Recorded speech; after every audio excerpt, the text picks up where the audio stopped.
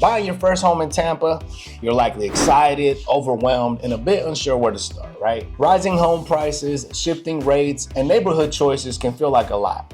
We understand 100%. Today, we'll break it all down for you step by step with accurate information, real numbers, and helpful guidance so you can avoid the common mistakes first-time home buyers typically face.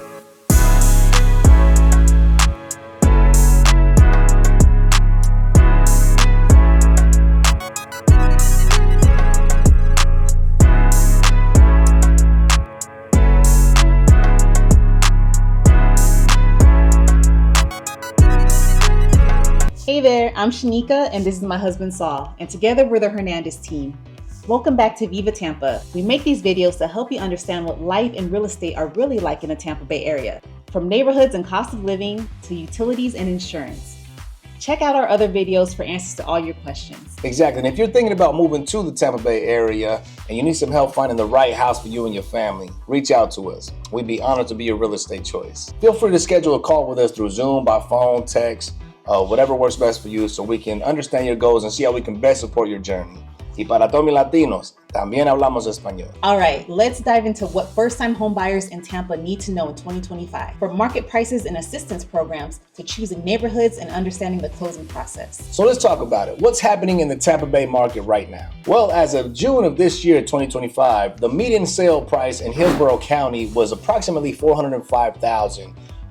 Which is up modestly, just 0.4% year over year. Meanwhile, Realtor.com showed the median list price in Tampa was around $476,000, fairly flat versus last year. Now that being said, homes are holding steady in many suburban neighborhoods like Riverview and Sefner, and demand remains high in newer areas such as Wesley Chapel and Apollo Beach. Now inventory has improved a bit compared to earlier years, but it's still a seller's market overall, with quick moves on listings under about $450,000. So that means yes, there are options, but you'll need to come prepared. Sellers expect serious offers. Bidding wars still happen under $450,000, though they're less common than in 2022 and 2023. Now, mortgage rates are a big factor, right? As of July of this year, 2025, the average 30-year fixed mortgage rate is hovering around 6.7%. Now, rates peaked nearly 6.9% in May and June, I will say. And has since pulled back slightly. While that's a lot higher than the 3% era, lenders are offering tools like temporary rate buy-downs to help with affordability. Don't worry if your savings aren't huge. Florida's Hometown Heroes program can help. Eligible full-time employees working for a Florida-based employer can get lower than market interest rates on FHA, VA, RD, Fannie Mae, or Freddie Mac loans, with reduced upfront fees and no origination or discount points.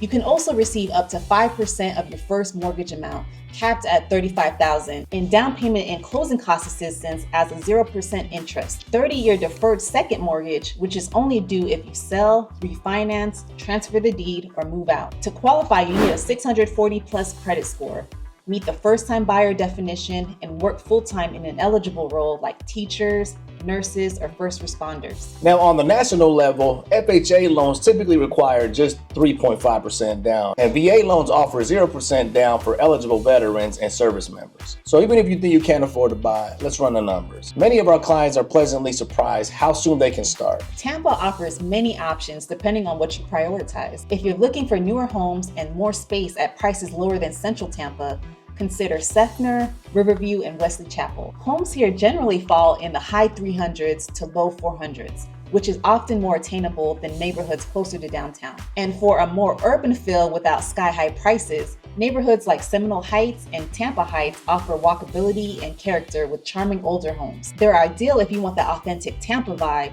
and are open to a fixer-upper. So if a coastal or waterfront feel appeals to you, then Apollo Beach is a great choice with bay access, waterfront parks, and a relaxed lifestyle. And all that without the premium of beachfront pricing. Now, Gibsonton, while nearby, offers more traditional suburban living and easier highway access, but doesn't really provide a waterfront vibe. If you're looking for something more budget-friendly, Temple Terrace has a median price around $350,000, and Town and Country averages closer to $390,000.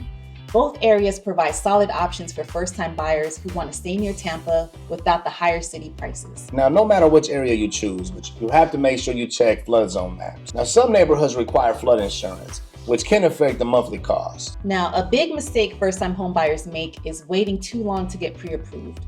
Don't browse open houses or fall in love online until you've talked to a lender. It saves time and disappointment. Also, underestimating the full monthly cost.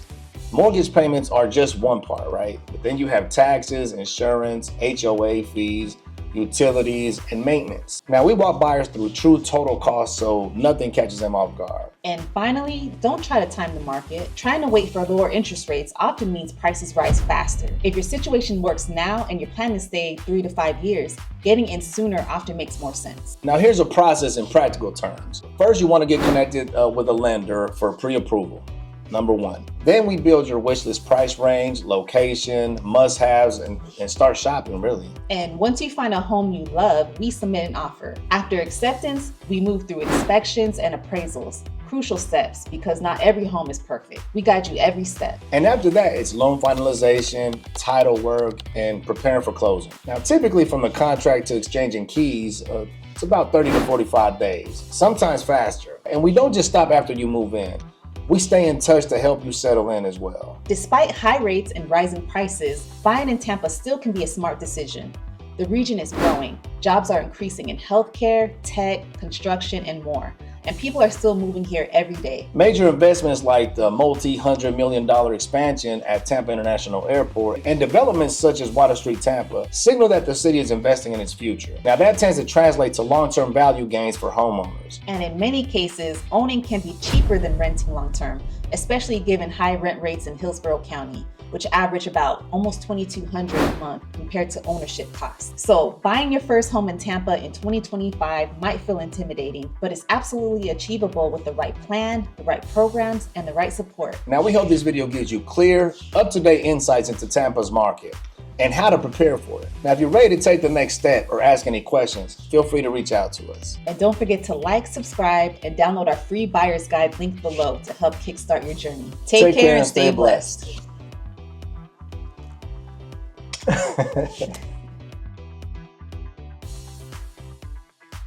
And helpful guidance so you can avoid all the common pitfalls first-time home buyers typically face.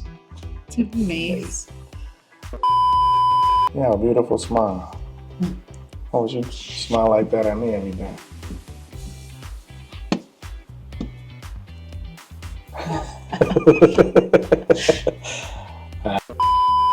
In down payment and closing cost assistance as a